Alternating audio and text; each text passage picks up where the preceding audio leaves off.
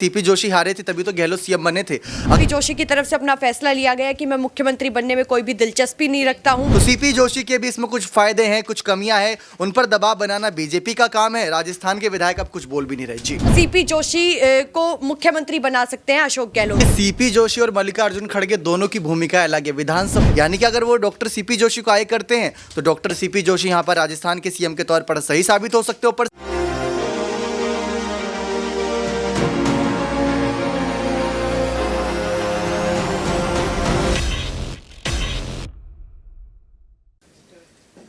नमस्कार, मैं कशिश और स्वागत है आपका मेरे खास प्रोग्राम में। आज का मुद्दा यहाँ पर है कि 92 विधायकों पर इस्तीफे को लेकर लगातार देखा जा रहा है कि राजस्थान में एक के बाद एक बवाल मचता हुआ नजर आ रहा है और इस वक्त राजस्थान काफी ज्यादा सुर्खियों में बना हुआ है, सिर्फ और सिर्फ भारत जोड़ो यात्रा की वजह से भी।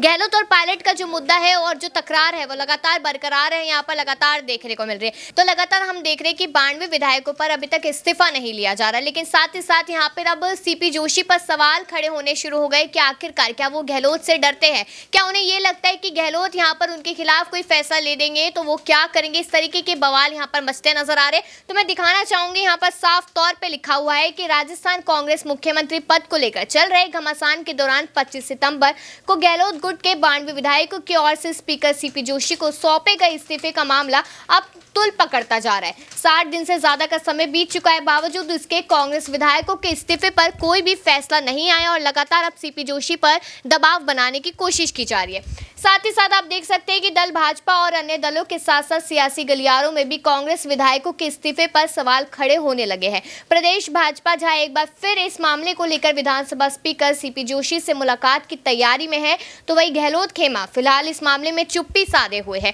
वो इसलिए क्योंकि यहाँ पर गहलोत खेमा कुछ कहना नहीं चाहता। गहलोत को डर है कि उनका सीएम पद ना छिन जाए उनके हाथों से। इस तरीके की बातें लगातार यहाँ पर कही जा रही है, लेकिन देखा जाए जो 25 सितंबर को हुआ उसमें कहीं ना कहीं कहा यह जा रहा है कि गहलोत की लिखी हुई वो पूरी स्क्रिप्ट थी और उसके बाद ये सब होता हुआ नजर आया। क्योंकि गहलोत की तरफ से अगर देखा जाए तो गहलोत बिल्कुल नहीं चाहते कि पायलट को सीएम बनाया जाए और उसके बाद से ये मुद्दा लगातार खड़ा हुआ था। और ये मुद्दा क्यों शुरू हुआ था वो सब अच्छे से जानते हैं। जब गहलोत को अध्यक्ष पद के लिए आगे किया जा रहा था, लेकिन उन्होंने अपने कदम पीछे खींच लिए क्योंकि वो सीएम पद नहीं जाने देना चाहते थे।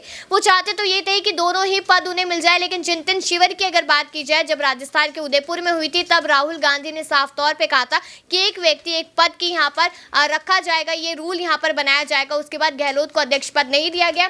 आगे बता दूं कि गहलोत खेमे से जुड़े नेताओं का ये भी कहना है कि कांग्रेस विधायकों ने अपने इस्तीफे विधानसभा स्पीकर सीपी जोशी के पास सौंप रखे हैं। अब इस पर फैसला स्पीकर जोशी यहाँ पर सीपी जोशी को लेना है कि इसे स्वीकार किया जाए या फिर नहीं। अब ये इस्तीफा प्रेशर पॉलिटिक्स भी शुरू हो गई है। साफ तौर पे कहा जा रहा है कि गहलोत गुट की ओर से कांग्रेस विधायकों के इस्तीफे के जरिए पार्टी आलाकमान पर भी इस बात का दबाव बनाया जा रहा है। यानी कि देखा जाए तो दबाव ही दबाव बनाया जा रहा है लगातार यहाँ पर सीपी जोशी को लेकर। मैं अपने सहयोगी से भी इस पर बात करूंगी, जानूंगी कि आखिरकार जो 92 विधायकों के इस्तीफे पर इतनी देरी हो रही है, उस फैसले में इतनी देरी हो रही है, क्या माना जाए कि गहलोत के कहने पर ये सब किया जा रहा है। तो दीपक से ही सवाल करूंगी मैं सीधा यहाँ पर। लगातार अभी जानकारी सामने जो आई है जिसमें साफ तौर पे ये कहा जा रहा है कि दबाव बनाया जा रहा है अब स्पीकर पर। उनसे कहा जा रहा है कि आपको आज या कल में फैसला लेना ही लेना है। 29 तारीख को केसी वेणुगोपाल पहुंचेंगे। आपको बता दूं कि उनको हाल में ही चोट यहाँ पर काफी ज्यादा इंजरी हुई है जब वो भारत जोड़ो यात्रा में थे। तो 29 तारीख का कुछ पक्का नहीं है उनका आना, लेकिन यहाँ पर मल्लिकार्जुन खड़गे का पूरा पक्का है। तो क्या कहा जाए कि मल्लिकार्जुन खड़गे के कहने पर क्या सीपी जोशी फैसला ले ही लेंगे इस बार? देखिए, सीपी जोशी और मल्लिकार्जुन खड़गे दोनों की भूमिका अलग है। विधानसभा के अध्यक्ष हैं डॉक्टर सीपी जोशी, और यानी कि सरकारी कामों में मल्लिकार्जुन खड़गे इंटरफेयर नहीं कर सकते क्योंकि वो एक पार्टी के अध्यक्ष हैं, ना कि भारत देश के।